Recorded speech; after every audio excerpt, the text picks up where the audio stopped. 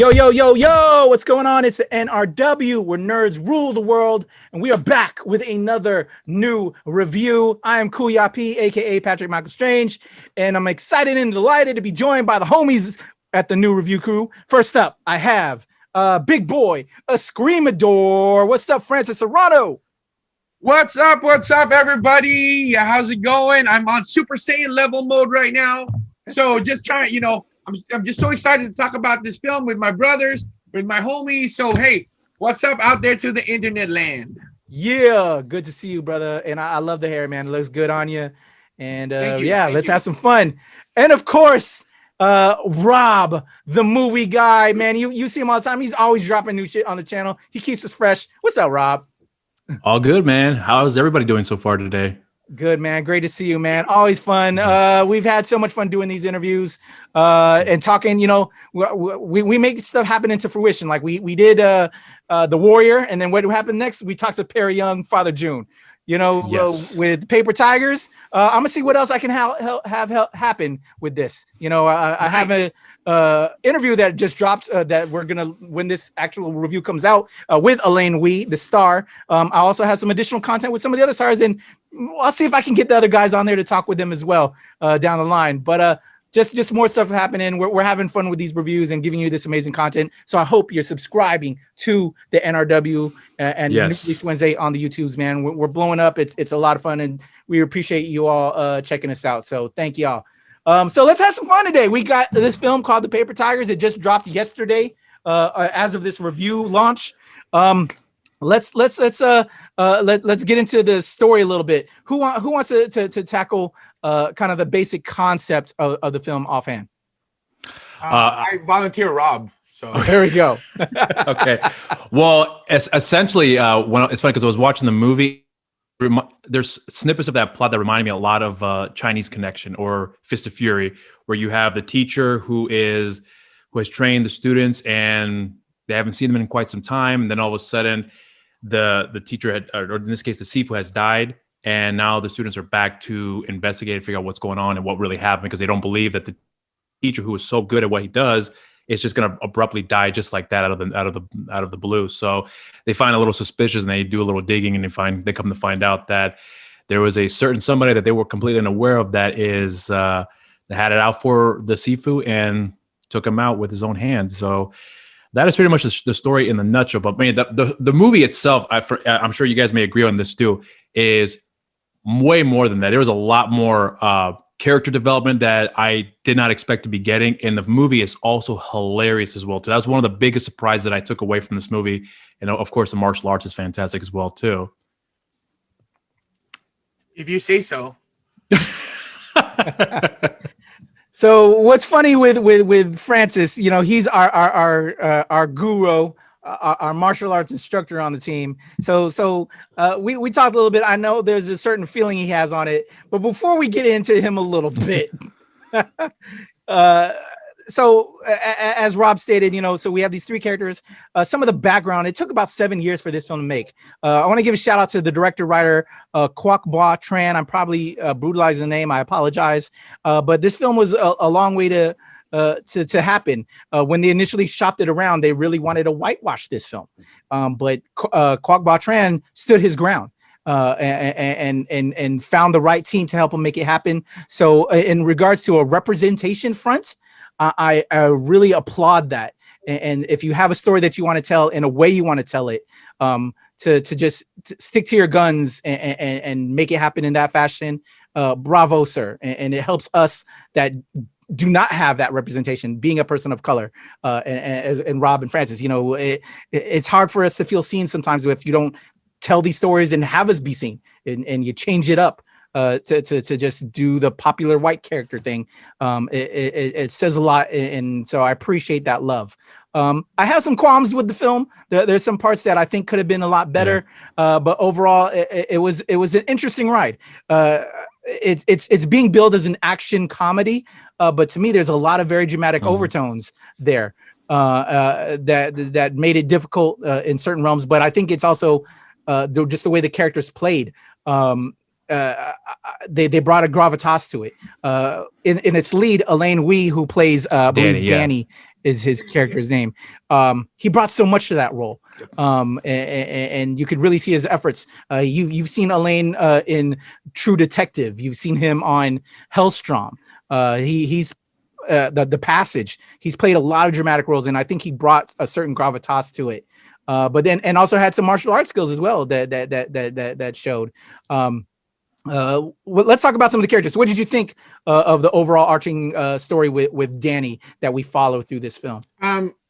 You know, I mean, let me just say this: like, I love like the flashback scene when they were filming it with like with the camcorder, right? This is of course way before cell phone cameras were even invented yet, right? So that's what they were doing. I love that, and I love the fact that he just kind of had that you saw. Like I like the story definitely gave a lot of respect to the relationship between his brothers, you know, the three tigers and their Sifu. I love that. I definitely love that. And in fact I connected to that, right? Connected to that in a very deep level. But to me, what I felt like was kind of rushed was the relationship that Danny had with his son. You know, it just went straight to him being like, not an absentee father because he was sort of there, but he was just there, you know, and then his son was just, okay, just sleep in the office kind of stuff, you know? And so I just felt that relationship was a little rushed. And I just, because of that, it was such a foreshadowing of what they were going to do at the end for me. You know, like, they're going to connect because of because of martial arts, you know, kind of stuff. And to me, I'm just kind of like, you know, I mean, it's like it was too rushed. I mean, like, we don't even know who that girl was. I wouldn't say it. Go ahead, Patrick. I'm sorry, brother. I wouldn't say it was rushed. And I actually brought this up in my interview with Elaine. That's on the channel right now, so go see it. I didn't like his character. He wasn't a likable character. So, but I think that they had to give him a certain kind of a character arc. Yeah. And I definitely think there's a lack of story that. And from talking to my interview with Elaine, he actually also hopes that that they get a second to tell some of those story elements, because we didn't get that. Like, there's parts of when Danny's character goes off to Japan or where, I forgot where his character went. Japan, it was Japan. You know, again, the breakdown in Danny's relationship and Jim's relationship. You know what happened there, and why Danny would just all of a sudden was cold to a lot of stuff. And then we had to watch Danny develop through the course of the film to find himself again. There's a lot of story elements that were cut because of time. And that they would also like to see further explored if this film is successful and they can do a part 2. They would like to bring those characters back to flesh it out. But I think for this story, and again, and like you and I talked a little bit briefly before we started, Francis, is that it was a good film, but it could have been better. And that was one of the weak aspects of it is if we could have fleshed out a little bit of that, of what happened. I thought it was great though, how they did do it. Like you said, through the old camera style to show that. It was kind of a cool, interesting, fun way to tell it. But then when we go transition to different transition points, it just doesn't play. And so, like you said, where you said it was rushed, I just, if they would have gave a little bit more, or maybe went back to it, which they didn't, it would have just infused it with a little bit more energy. So I mean, how about you now, Rob? Clip montage. Well, it felt like I agree with you both about that. For me, it felt kind of more like a clip montage where it's just, this is what happened, and then the story, and then this is what else happened, then the story. Like there was no really good, as far as I'm concerned, like a good parallel that really helped define the background, and also to really see that progression of where they started to where they are now. So I think that was one of the major flaws in the movies. But despite that, though, I think established at least the importance of what the setup was for this story. In that regard, I think they did really good in setting that up, but executing it for it to be fleshed out well, it was still rocky for me. So I do agree with you in that regard. I'll be honest, with all due respect to both of you guys, I think let me just to finish my first point. I just felt that it was rushed in a sense where there was no story about his relationship with his kid's mom. right? There's no like she just came out of nowhere. It was a character that was introduced. They're sitting in the park. I don't know who she is. Yeah. She was, there was no montage of them getting married or hooking up or anything. Like, was she one of the girls that he hooked up with in the flashback? We have no idea about that. The reason why I'm bringing that up is because just like in anything, the artist in this movie, whether it's the writer, director, DP, the actors, they all have to make choices, right? So what was the sacrifice? If the main point of the relationship flashback was to establish the foundation of his relationship with his Sifu, I felt that if that was the sacrifice, they had to sacrifice the relationship building for him and his baby mama. I don't know if they even got married. I don't know, right? His baby mama or his son. If that was a sacrifice, I still felt that the relationship with his Sifu was still lackluster because we didn't even know that there was a falling out between the Sifu until the end. Until towards the end. Yeah. So I mean, like, okay, so you put a lot of emphasis on the relationship between him and his Sifu, but why all of a sudden you're not even going to his funeral? So the reason why this, like I said, this is very personal to me in many levels, because I lost my teacher in 2004, and that same day that he died, my grandfather died the same day, and I had to make a choice of going to my teacher's funeral or my grandfather's funeral. And my grandfather's funeral was in the Philippines. So, my family and I discussed it. They allowed me. They said, you know what, we'll go to the Philippines. You stay here, and all that stuff. But I mean, there's no way. The only thing that would have pulled me away from my teacher's funeral was my grandfather's funeral, and even that way, I still found a way to be able to, there's no way I would not be like making sure the funeral went well. I mean, I wrote the poem for that. I made sure everybody knew what was going on. There was no way I was going to, if I had a great relationship with my teacher, I was not going to find out and not take care of everything that I need to take care of. There's no way I would have done that. And everybody else in my school who felt the same way when we lost our teacher felt the exact same way. None of us was going to go nowhere until we put this, like we put our teacher to the ground and said our goodbyes.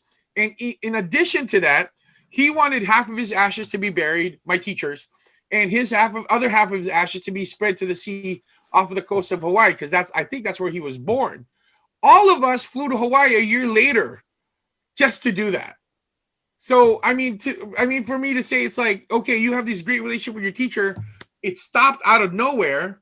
And now you don't even, it's another Sifu and another student that's not even his has to take care of your teacher's funeral.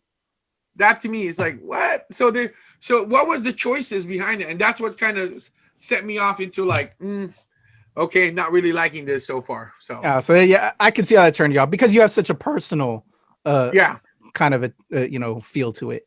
Right. I understand that. What about you, Rob? Well, I understand now where you're coming from, Francis. But when I think of the movie now, as far as how the story was being told, it's a lot of exposition with what had happened, and that's fine. And I don't think it did terrible in that department. But to me, I almost feel like that I picked up halfway through the film that there's a lot of things that they're leaving out for the purposes of time, because the movie's about almost an hour, 50 minutes, something around there, just under 2 hours.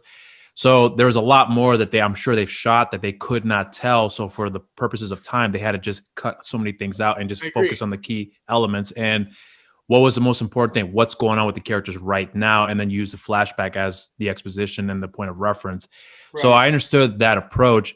But I kind of look at it where, because I think they may have something set up where they probably were going to establish that rift between the Sifu and the students, at least with Danny in this particular case, because he was kind of like the main focus. Yeah. I think that I'm assuming that the filmmakers decided to have that revealed towards the end as kind of a way to kind of give that full closure of what had happened with that relationship between the students and also the three Tigers themselves, because Jim, who was played by Michael Shannon Jenkins, there was a whole story about them going to Japan, and the Sifu didn't want them to go because he didn't want them to use the martial arts for competition or whatever else.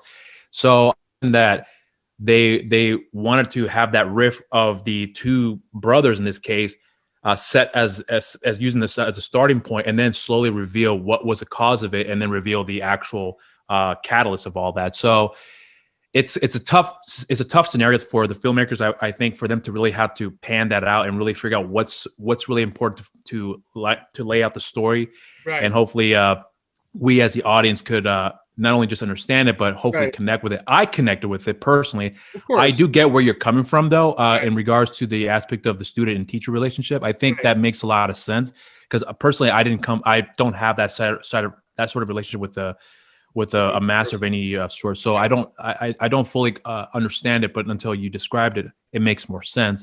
But I think even the film kind of does a good job in setting that up. But I really wish there was a lot more time with the relationship between the students, because again, it's just all flashback sequences, good moments, and then the bad moments are told through the Right. exposition of just storytelling rather than the actual visual itself. I would have liked Right. to see a little bit more of that. I think it would have played out a little bit better, but Well, I think at that point it would have been a 3-hour movie.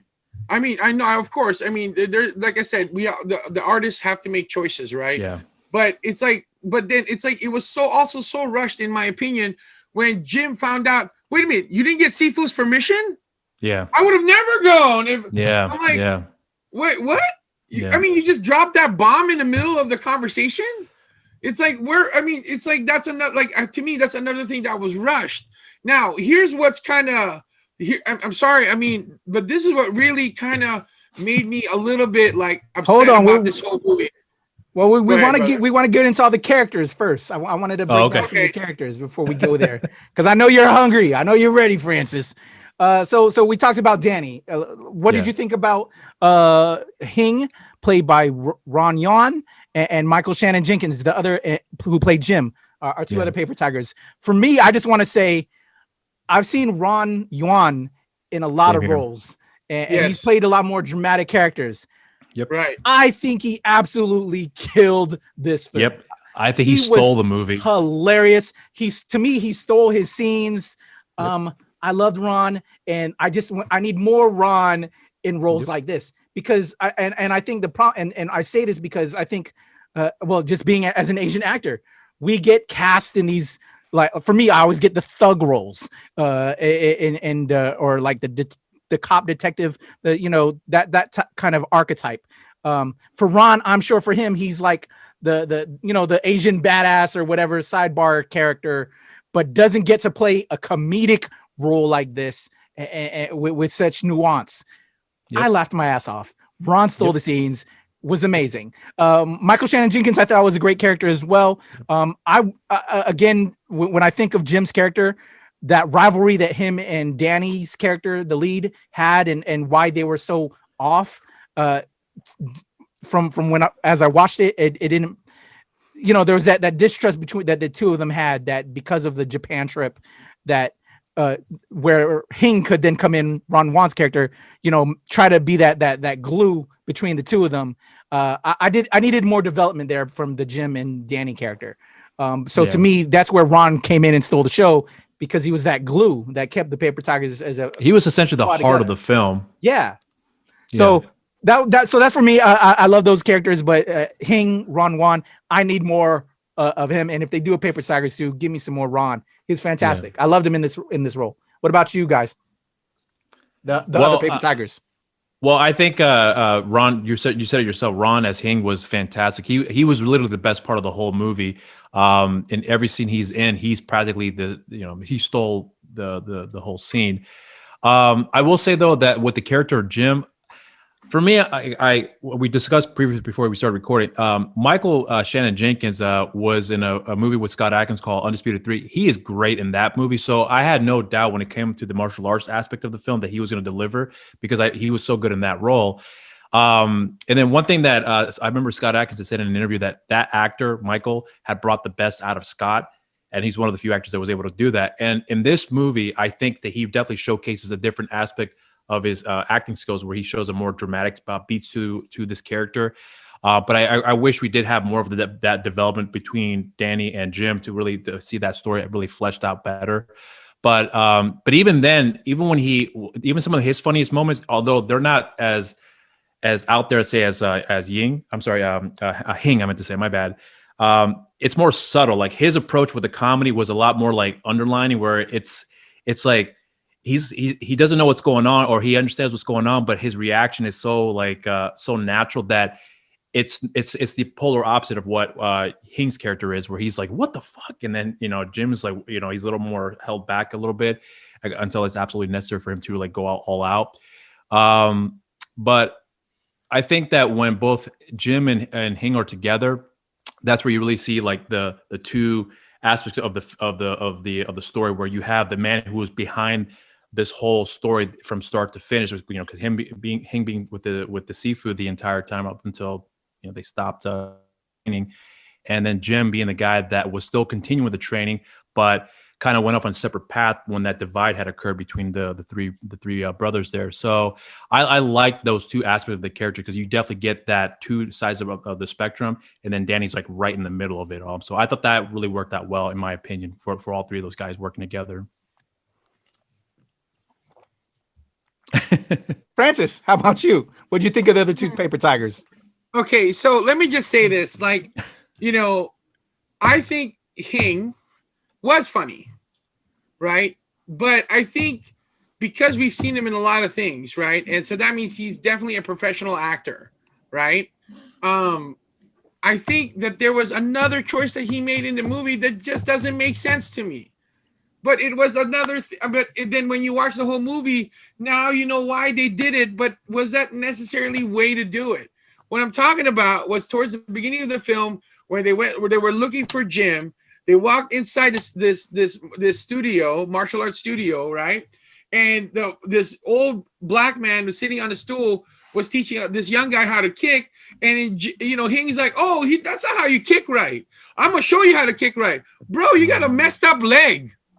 Like, you're the healer of the group, and you got a messed up leg, right? Why would they, like, because you can hear it, and then you force. And again, when they were looking for the actual antagonist, we gotta hear it now. Okay, that's why they brought that up at the beginning. But brother, you're in fucking disability. Why would you put yourself through that? This is why I was having a hard time with that character. This is why I'm like, bro, you're barely walking. You're barely walking. I mean, I get it. I mean, you guys might disagree with me. That's fine. Yeah, I kind of disagree with you on that approach just a little bit. Yeah, but he was barely freaking walking, right? He was barely freaking walking. He's hurt. Bro, if anybody catches him and he's kicking around things, guess what's going to happen to his disability check? It's going to stop. Right? It's gonna stop. Okay. I mean, let's just put some reality into this for just 1 second. If anybody films him, catches him kicking or doing anything with his bum leg, his disability is over. Okay. But ultimately, what it just didn't make sense for me. And then when he tried to kick, what happened? He fell to the ground. Oh my gosh, your leg didn't work? Yeah, we knew that when you came into the story. So that was a really, like, to me, that's just kind of me put knots in my stomach. Okay, then let's talk about Jim. Why wasn't he invited to the funeral? Because Danny said so, but all of a sudden when Danny needed him, all of a sudden I can't invite him fast enough, right? It made it look like they were ashamed of their black friend. That's what it looked like to me. I'm like, why aren't you bringing if he's your brother, right? And that's his seafood. Man, if somebody told me my teacher died, somebody didn't tell me that my teacher died, guess what's going to happen? Right? I think that would have been more of a betrayal than anything else than what Danny did in Japan. That would have been more of a betrayal, because you denied me to say goodbye to my seafood. That's not your right. That is not your right. That is not your place to deny me that. Whether you like me or not is irrelevant. He's just as much of my teacher as it is your teacher, right? He is just as important to me in my life as it is in his life. So I'm sorry, but these actors are great. I'm not taking anything away from them, but the choices that they made in this film does not make sense to me. It just does not make sense to me. And I'm the odd man out. That's fine. I love you. No, it's all good. But I'm just like, it just doesn't make sense to me. I It's think like, there was okay, something. I would love to see the art, the story. I mean, I get it. There's not enough time for it, but where did he go from a stand-up style of Kung gung fu. fu Mhm. to Brazilian jiu-jitsu? Mixed martial arts is what he Yeah, was you know, teaching. I mean, what was the arc on that? What was the storyline behind that? And what really made me really pissed off was a young kid who grew up in a more modern thinking would ever call somebody the N-word. Well, yeah, I I'm sorry, didn't see but that's that just, coming, but I mean, that was, but then what was the choice of that? And then what did they end up? They're all being friends, bro.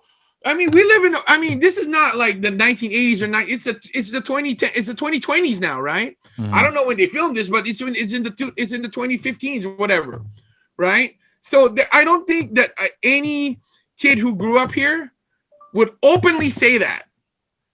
You know, I don't know. I mean, maybe I've seen otherwise, man, in my maybe real I'm life wrong. before. Maybe I'm wrong. But this we're talking about. I'm just saying it's like those are the kind of things that they just wanted to point out that he was the black guy. Like we all know that, but we all know that he's the black guy, you know. But it's just kind of okay. So there is one character that I do want to talk about. His name is Matt Page. He actually is Master Ken. He has his own YouTube series called Master Ken. He was the guy played Carter, right? Yeah. And his cultural appropriation was almost to the point of ridiculous, but that was on purpose. If you ever watch Master Ken's videos, he's hilarious. He always goes over the top with that kind of stuff, right? So I mean, yeah, he's the character I like. So you like everybody. You didn't like everybody else but the white guy. You liked him. Yes. And I thought that was hilarious. I want to So say, did go I. back to what you Because said, why he was invited. The ridiculous white guy. They made him the ridiculous white guy. Yeah, they did. And it was outstanding, though. I thought it was Yeah, great. he was He was good. I outstanding. liked him. Yeah. He was Yeah. outstanding, and he knows martial arts. Yeah. So it's funny. I kind of now, because you brought that up, I want to see his YouTube because I thought he was great. Yeah. There's a bunch of great characters. And I think just overall from so far, as we can see, Francis had a lot of issues with the script and understandable. There's parts that I think would have been a lot better if they fleshed it out more and would help the audience understand it more. But so I feel you on that. But I think there is some moments that helps make it shine and carries the film. And it has its moments. You asked when it was filmed. It was shot in 2019, if I recall right from my interview with Elaine. But it took 7 years to make. And I'll say too, yeah, I hear what you're saying. Maybe where you're at, Francis, you don't hear kids dropping that N-word, which isn't. It should never be good at any time for me personally. I agree. No matter what year it is, it shouldn't be dropped. But I've seen cats just do that. That's true. And Maybe it's not right. It's not a good thing. So, Yeah. but I hear what you're saying, Francis. So, Rob, go ahead, man. Well, I was just gonna say that about that scene because I didn't expect that to happen. To be honest with you, I was not. I didn't expect any sort of like racial slurs to be used against Jim at all in the film. I honestly didn't expect it to be coming here. But I'll be completely honest though. When I heard the kids say that, I bursted out laughing because the only reason why I was laughing because I've seen it happen in real life where I did not expect guys who, Asians or whatever background they're not black, that would drop that N-bomb and drop it as if though to say, I don't know, whatever the intent is, they have a reason for that. It's not a good one, Right. but I've seen that happen in real life. So I bursted out laughing. It's like, I know what that looks like in real life. Right. I've seen that happen on more than one occasion. Some within my community as well too. In the Hispanic community, they drop the N-bomb all the time. Right. It's not uncommon to hear that, and they use it around black people too, and they don't seem to mind, at least in that particular group. So I got it. The only thing I will say that I appreciated about that particular moment, it was that there was a realism that I understood where it came from. That's where people who are not black that say that, depending on the background they come from, it's part of the vernacular now, that it's just something that they say because that's just the way they grew up.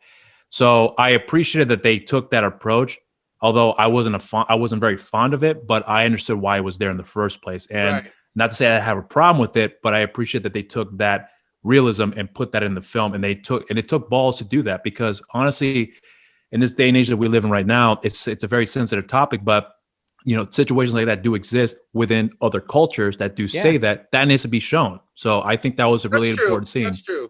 And I think we knew that what was going to happen as a result of saying that. We knew that he was getting ready to get his ass kicked. You know what I'm saying? Right.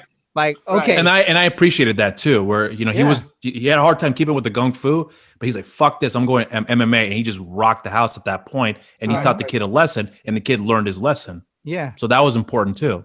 Right. Yeah. So, and that's why I think that's how it played right. You know what I'm saying? Yeah. And African Americans aren't a monolith. And so he handled it the way how he wanted to handle it, and showed that he's bigger than that word and bigger than that person. You know what I'm saying? So it surprised me when it happened, but then at the same time, I can understand it, like you were saying, Robert. It was a great way to kind of illustrate that, because that it happens, and how you choose to handle it is on you. You know what I'm saying? And we all can, understand this, right? So it's very brave on them to have to put that through there. Yep. So we brought all these characters together. We're going through the film. We're trying to find out what happens to Sifu. Let's now get into the meat and bones of our review. Francis, do you want to go ahead and talk about it? You already kind of talked about some of your major qualms, but should I? Let's go with Francis. Go ahead, Francis. I'm sorry, gentlemen. I'm sorry. I think it could have been a really great movie. I just think I don't agree with the choices that they made. And it's their film, not mine. It's their blood and sweat and tears. It's not mine, right? They're the ones that spent 7 years developing this movie. Mad love, mad respect for that, right? But if we're gonna really push the people of color, the Asian, the AAPI, to the next level, we have to be critical of each other as well. Right. And to me, if we're just, because they're Asian, we're just going to give them a free pass. No, because that's going to downgrade the quality.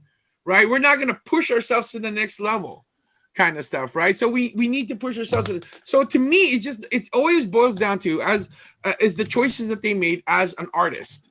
I respect that they made their choice. I'm just questioning why they chose what they chose. Right. If like I said from the very beginning, if they chose to really make that connection between their Sifu and those three guys, the three tigers, right? Like, why was there so many holes left? Right? Maybe it was kind of a discovery moment. I get that, but what I don't understand is, like, all of a sudden you're dropping a bomb, like, oh, by the way, I punched Sifu. Whoa, right? You know what kind of level it takes? I mean, as a martial artist, what kind of level, the kind of testicular fortitude would it take for me to lay hands on my teacher because I disagreed with him or her? Holy Jesus, right? I mean, it's just, it's like, whoa, right? Now, has it been done before? Of course it has, right? Of course it has, but it's kind of like, man, it's that's a big deal, right? Now, what the issue that I had with this whole them fighting in Japan, like, Sifu didn't want that, right? Clearly, right? That's why Danny and Sifu had the falling out, because Sifu didn't want him to go fight in Japan. But what about all those other times they were fighting in the streets? Carter, for example. Now, I will know, as a Filipino martial arts instructor, I know, if I told this to my students, if I ever hear you start a fight with somebody else, the next fight's with me, right? There's no way as a teacher you can't tell your students they're getting to a bunch of fights, because even if they're unscathed, body and face wise, their fist won't be. Their fist won't be, because they're fighting barefisted, right? So why also? So he was okay with that, but not okay with them making money in Japan? That doesn't make sense to me, right? And I mean, it wasn't just one fight that they had a street brawl. They were claiming, we're undefeated. You mean to tell me their Sifu never heard of that? Right? You mean to tell me that nobody else's teacher told their teacher? No. In the martial arts network, there's no way that's going to happen. There's no way that your teacher won't find out that you're getting into fights, right? There's no way that, I mean, so that's why. So then what was the conflict then? Apparently Sifu was okay as long as did he just an ignorant eye to it, or take ignorant back to it? I don't get it. I absolutely don't get it. Now, the idea of, if Sifu was so brokenhearted that his three tigers left, why bring in a new person? Right? There was a 20-year gap between. Yeah, Sifu. that's something I wish they would delve more into. Yeah. So why was there like, maybe they'll do a prequel. That'd be cool. I think that'd be a really good spin on this, right? And then I honestly, it's kind of like, again, as a teacher, I get to learn a lot about my students' personality from the very beginning, right? And from the very beginning, did Sifu again turn on a blind eye because this guy became an assassin, right? I mean, he didn't teach his top 3 guys the death finger, something like that? right? Yeah. He didn't teach him those 3 guys. He didn't teach him that, right? But he taught this guy who apparently has anger issues, and then he got that mark that says he was supposed to be taking over the clan, right? From like the same one that Danny had, right? So the Sifu somehow saw something in this guy, and then all of a sudden he became. I mean, you don't choose to become an assassin just like that. There's got to be something that's inside of you that says that that's okay for me to do as a profession, and that doesn't happen overnight, right? There's some. I mean, Kuya P, you're in the military. They do psychological background, and then they'll tell you, okay, this is what you're fit in, and this is what you're fit in, right? If you're gonna be an assassin, they're gonna put you. You're gonna have to have a certain criterias. Right, psychological criteria before you have the ability to do that, right? And that is very specific traits that you need to look for. If Sifu didn't see that, I mean, as a teacher, I'm not saying that I know everything about my teachers. I mean, my students have definitely fooled me in the past also, but it's like 15 years of him teaching him. You didn't pick up that your student is a psychopath. You didn't pick up on that, and then yet at the same time teach this guy the most deadliest of touch of all. So this is why I'm having problems with the movie. The choices that the artists made in this movie, I respect that they made these choices. I'm just wondering, it just created more holes for me than actually, kind of closing things in. But that's just me. All right. Well, hey, ain't nothing wrong with that, Francis. So let's flip the coin. Rob, don't feel swayed from Francis's review. Let's hear your side as well, and then we'll see after your review where we meet in the middle.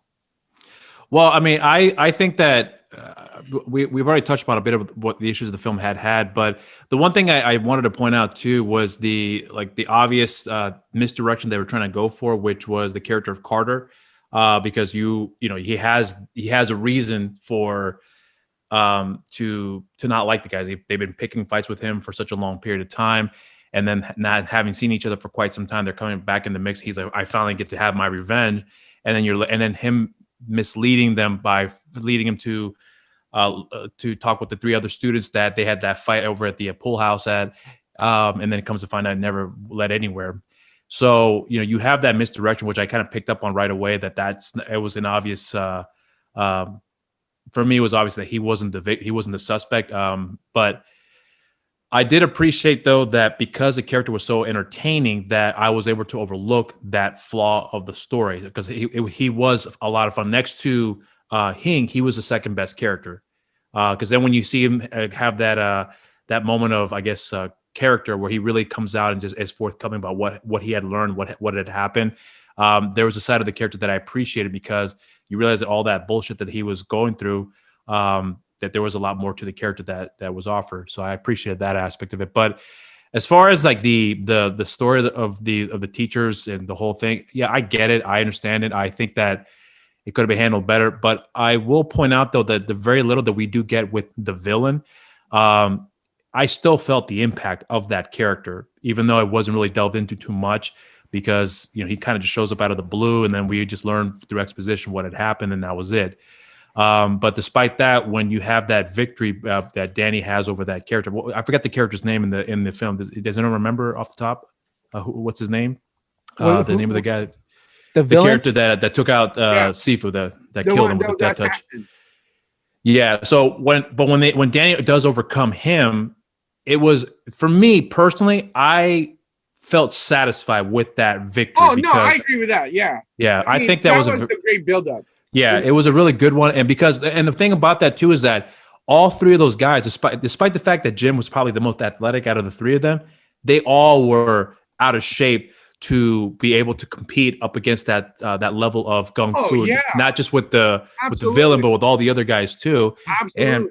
And it shows that, and that worked very well to show the severity of of danger they're going to be facing up against. So I thought that they did that very well. Great. Yeah, I agree. And not just making like they just picked up where the last level. These guys were out of shape. They're probably not in the greatest of health either, and yet they are still able to overcome those obstacles. So I appreciated that aspect of the story. I think that worked well in the favor, because I think in that particular case, that made up a lot of the flaws that the film had, because you have something to hang on to with these characters, and you actually are supporting them and are concerned for them for the most part, despite the fact you knew what the outcome may be. So I think that when they do finally come full circles and reunite and actually connect as brothers again, I thought that was a really a wonderful payoff, because the journey they went through was worthwhile, and I definitely I connected with them, at least with all three of them in that particular in this particular story with them. So I enjoyed it. I think it was a good movie.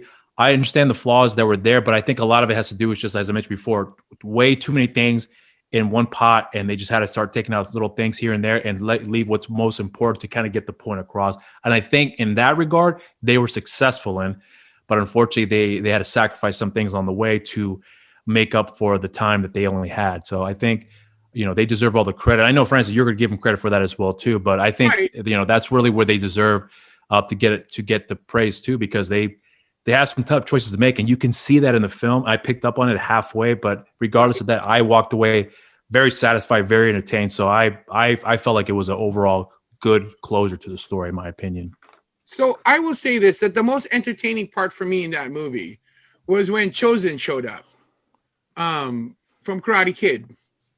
Oh, he plays Wing. Right. So so he plays Wing. So he was like three gung fu guys in a Karate Kid or something like that, right? So I thought that was actually kind of cool. But I mean, to what you said, Rob, I do agree that they had to make choice. I mean, that they did the best that they could, right? Yeah. But it's like, to me, it just left me hanging, and that's what makes me not like this movie, is because it just left me. I mean, the only satisfying thing was like they beat the guy, right? They beat the guy.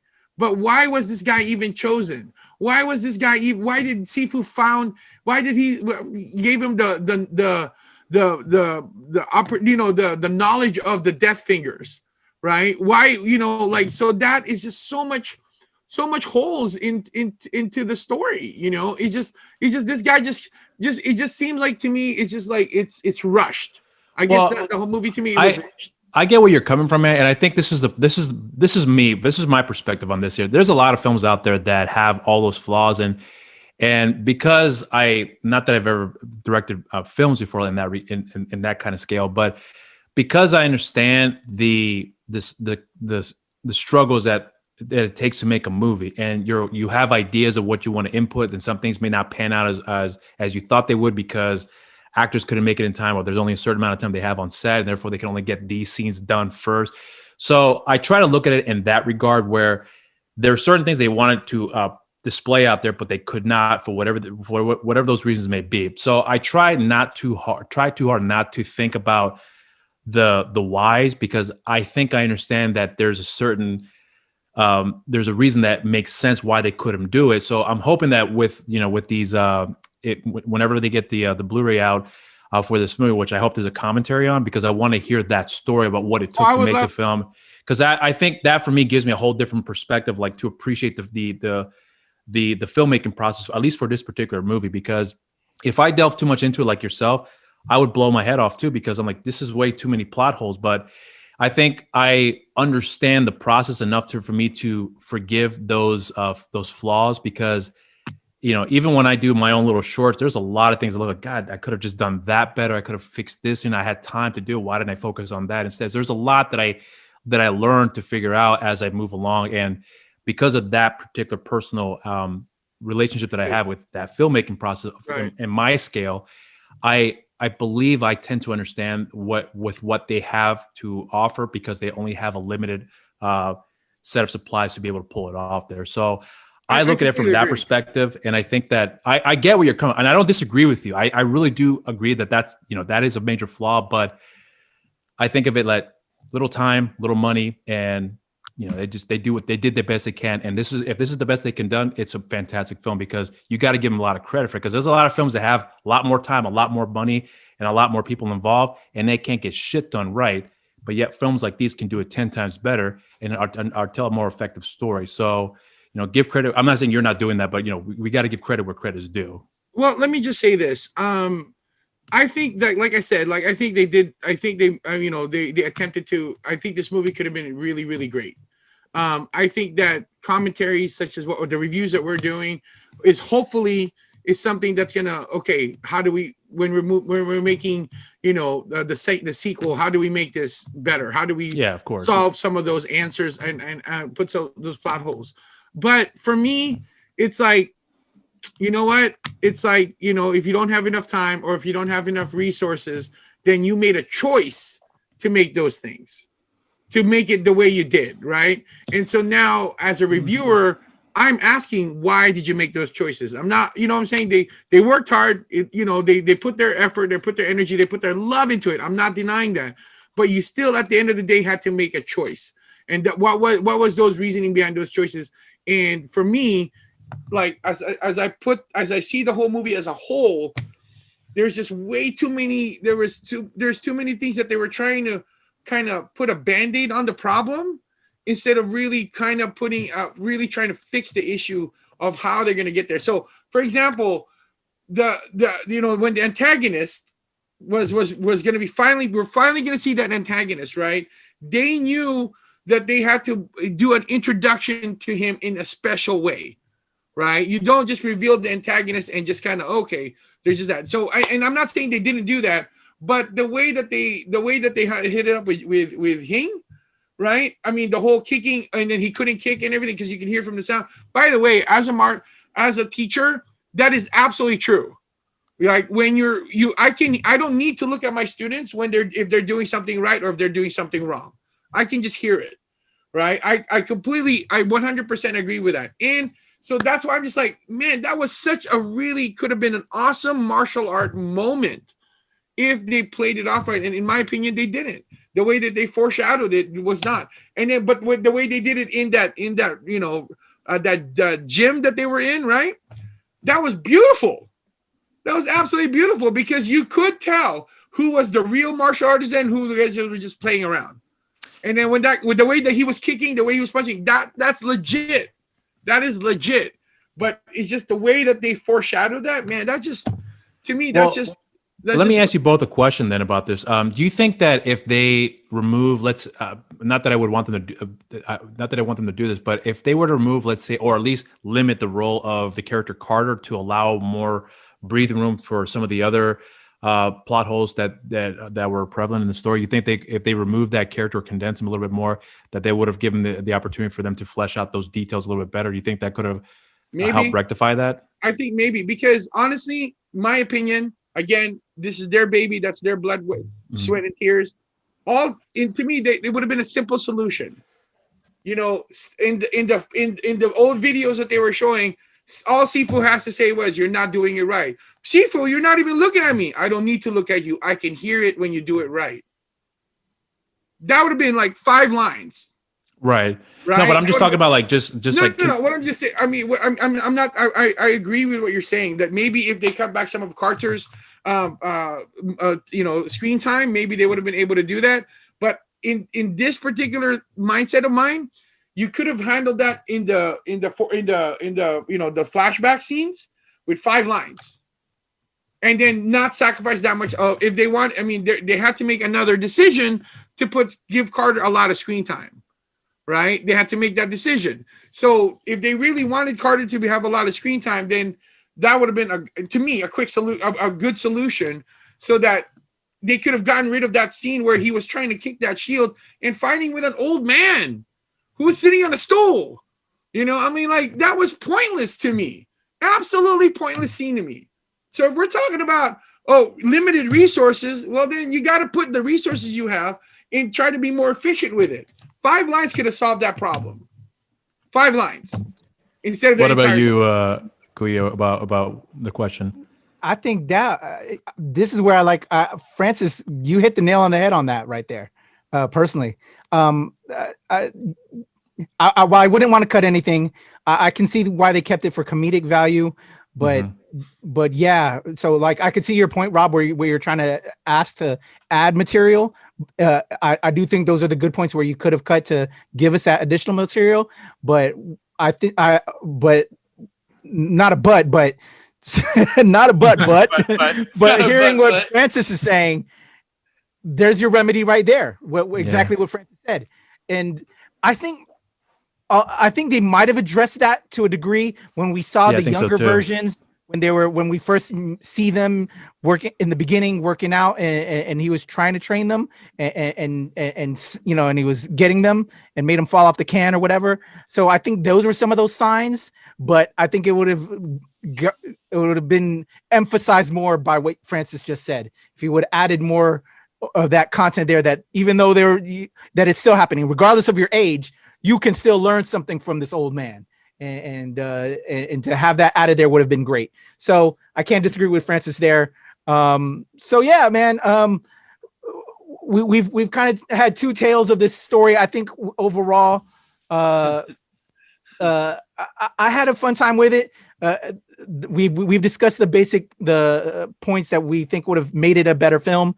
I'll add, because I had this interview already with Elaine Wee that's out on our YouTube right now, so go check it out. One of the things that he had mentioned that he would like to see if a possible sequel happens, if this film does well, is to tell that story that we didn't get, to flesh that out more, to bring some of the young teen versions of the characters back and have some of that exposition. So that's already kind of thought of by your lead character right now. Who knows if the creative team are hearing that, but he wants that. So I think, you know, that would be great. So if we get some pass with the teen versions and then get some of the characters where they're at now, would be great. So I'm all for part 2. I enjoyed, like you did, Rob. I thought, you know, again, like we both said, it has its problems, but it was a fun ride. But I see Francis's point as well. I think with Francis' opinion, because he is a martial arts instructor, it holds a certain weight to him from his life experience. So I can understand you, brother, why you feel a certain way about it.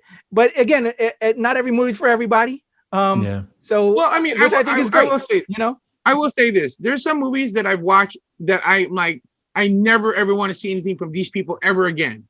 Mm-hmm. That's not the case here. I want to see the sequel or a prequel, whatever, right? Yeah. You know, and by the way, I'm available if y'all need help. You know, I'm in Riverside County.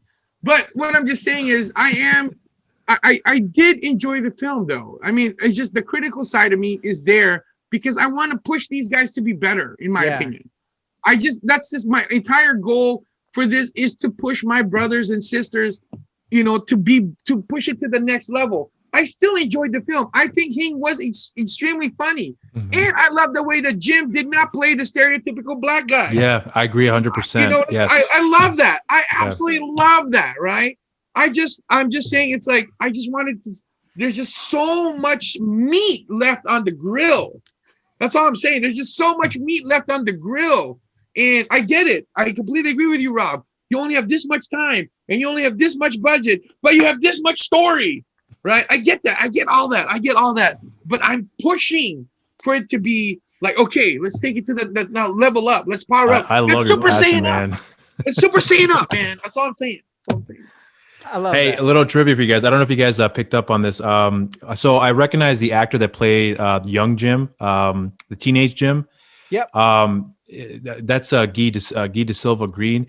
I don't know if you guys follow up with some of these actors here, but I found out, actually, I recognize him because he is actually the stunt double for Chadwick Boseman in the Civil War, Avengers, Infinity War, and Endgame. He was also in Guardians of the Galaxy 2. If you ever see that trailer where, if you remember in Volume 2, where all the villains are like being exploded by, what's his name, Rocket, and he's up on that screen, that guy that you see his face like that, that's Guy De Silva. So I thought that was really cool I didn't think he was an actor. I just literally thought he was just a stunt man. But having to see him and recognize him, I was like, oh, cool. And he actually showed good acting chops, in my opinion. So I thought that was really cool. Yeah, I love. definitely. I mean, I honestly, I love those flashback scenes. I mean, I'll be honest with you, I love those flashback scenes. I really did. Yeah. And I'm just like, that's cool, man. That's cool. How do Yeah, they do that? I don't know. Because how did they actually literally find an old Oh, camcorder I'm sure that's easy to find. to shoot it like that? That was pretty cool. Yeah, Yeah. yeah, that was pretty cool. So we've all gave our thoughts, and we have our opinions, and we would have liked Yeah. more. You know, while some of us have fun, and you did enjoy it like to a degree, Francis, but we can I did. understand. I So did. let's before we leave out on this review, again, if this does well, you know, Elaine Wee's hoping for a sequel. He has again a prequel / sequel like type story that you have as well in mind, Francis. I would like to see that as well, because I think I would have liked to have seen more of that tape, and knowing some of those teen actors who they had involved, and like you mentioned, Rob, as well, Guy De Silva. You know, I think there's some notable characters. I would like to see both, a little bit of both, if we get a sequel. So let's talk on that. Well, if they do a Paper Tigers 2, what more would you like to see fleshed out, and what kind of story would you like to, you know, have happen going forward with these characters?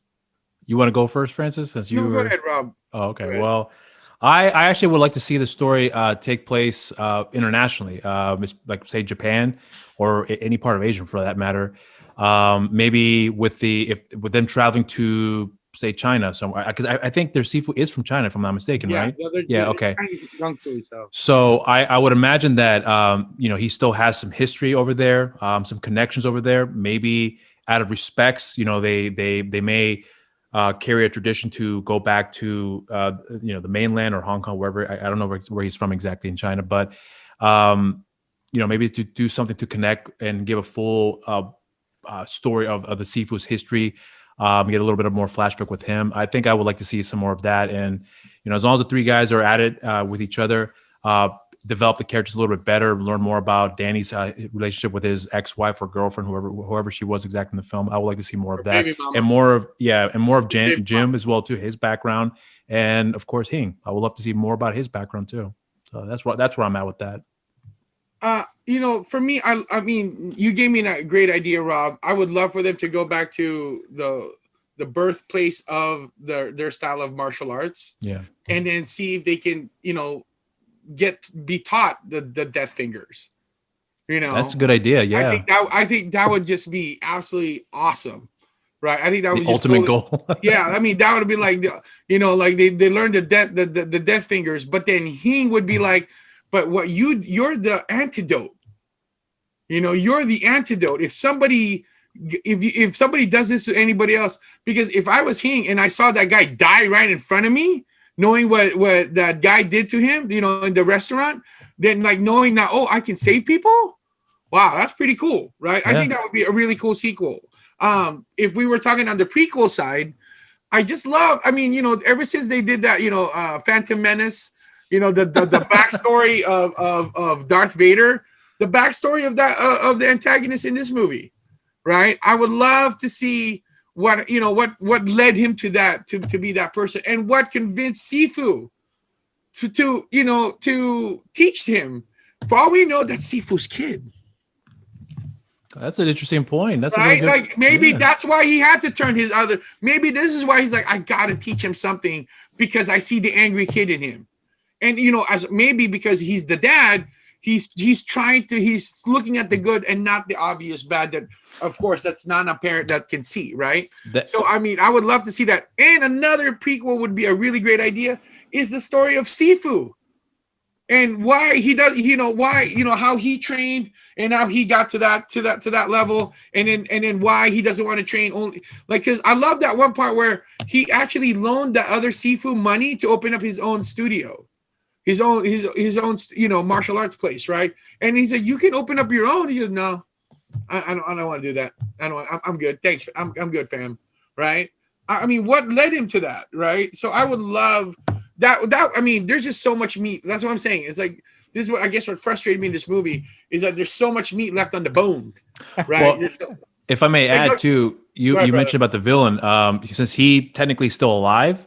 You know, he can probably come back for two, maybe not to the full extent that he had in this movie, but he can come back and may have other people I that think work he'd with be in him. prison. I think he'd be in prison. Possibly, but I'm just saying that he could still be back in the sequel, and I mean that's just an idea that I think would possibly work out as well too. That'd be cool if Hing was he couldn't walk because of the way he hit his head, and Hing was the one goes, Yeah. So also he could walk. I agree with you guys both, man. So I really don't. I think you guys hit it on the head. The only thing that I want to actually ask from you both with our sequel idea is from the point that you had brought up, Rob, earlier about cutting Carter's scenes. Would you put Carter in the sequel prequel, or is it unnecessary? No. I was think just saying, like, some good comic relief. Would be I some good comic relief. Yeah, I don't think leaving him out would be. It would actually be a good idea for them in this film, because in Paper Tigers, I meant, because I liked his character a lot. He was actually really a good one. But I'm just saying, if he had to make a sacrifice, that would be the one to make, because that would make the most sense to do that. But I would love. I forgot. I'm so glad you mentioned it, because I completely forgot about him. Potentially be in the sequel. I would love for him to be in the sequel, especially when since he's so much into the martial arts culture, the Chinese culture. Like he would be in Japan when they head over there. Right. Like, no, and think about this. China, think about the three guys going back to China, and they say, "Hey, we need a tour guide. Let's get Carter." I was thinking the same thing. Yeah. So Carter speaks the language, and he's and for him to act in the mainland like that, how would they interact with him? Would they accept him? That's actually a very good. I think that would be for the character. Yeah, I think it'd be and funny. build him into the team. Finally, be part of the Tiger team. Right. Yep. Exactly. So that's a good idea. What would they name the sequel? Like maybe Rock Tigers? I don't know. Paper Tigers 2. The Rock Revenge. beats Who knows? paper. Is that it? Like paper, rock, scissors? I don't know, man. I don't know. Paper beats rock. I don't know. Scissor, paper, scissor, tigers. Yeah. So, all right, guys. So I dig that. I like the analogy that you said, Francis. You enjoyed your steak, but there's still meat left on the bone. And for me and Rob, we both kind of had a good time with it. You know what I'm saying? Yeah. It was kind of like how I felt about Mortal Kombat. When I first saw it, I didn't like it. I had to shut my brain down and then I enjoyed it the times after that. For this one, I went in flat and was pleasantly surprised. I was like, okay, it has its wrongs, but did I have a good time with it? Yeah, I had a good time, and I liked the characters. I think the characters worked well together. I definitely like them, and I think like we said with the problems with it, the script failed it to a degree. But I would love to see these characters again, just live and breathe. And so with the sequel that we all kind of have in mind, and then to have Carter would be fun. So we'll see if it happens, and if the people are watching, and if the Paper Tigers team are seeing this. There you go. We gave you some nuggets. We love the movie. It's a great film. So I'm just saying it could be even greater, especially if you bring me on. I'm just saying. All right, guys. So this was another fun review. If you want to see more of our content in regards to Paper Tigers, like I said earlier, I have my interview with Danny himself, Elaine Wee. I also have an interview up there with all three of the Paper Tigers, Michael, Ron, and Elaine from the team, and my interview with the fight choreographer and DP, Sean Mayer and Ken Quatigua. Go check it out. So a lot of Paper Tigers fun is on the channel. Go check it out and let us know in the comments what you guys think. And right now, send us what your thoughts are, because we're going to tell you how you can reach out to us. If you want to yell at Francis and say, "Hey, Francis, I disagree," tell them where they can reach you at, Francis. You can reach me up at Rob the Movie Guy. Kuya P. No, you can hit me at Big Boy, on Instagram, Twitter, Big Boy Escrimador. And then, of course, my martial arts school at fmaschool.com. All right. If you want to send Rob, how they can hit you up at, Rob. You can send me a lot of love to my social media accounts at Instagram, Rob_Medina0585, on Twitter, Rob Medina0585, and on Facebook, simply just Rob the Movie Guy. Awesome. And if you want to yell at me and say, Patrick, whatever, I don't care. I can take it. I'm old enough. You can follow me and hit me up at Strange Since 1977, as well as at Temple Furries. One of them is the Twitter. One of the is the IG. I don't know. I'm old. Also here at the NRW, where nerds rule the world. So that's at the NRW and at New Release Wednesday. And of course, from a POC perspective of pop culture, my fam over at the Nerds of Color, and that's at the Nerds of Color at everything. And as well as Show Pal Show, where I represent Philippine X and all the greatness that we're doing out there. So yeah, that's us. Francis, your boy Kuyapi, Rob, the movie guy. This was fun. Another review in the books. Until next time, we are the NRW, where nerds rule the world. Cheers. World. All right.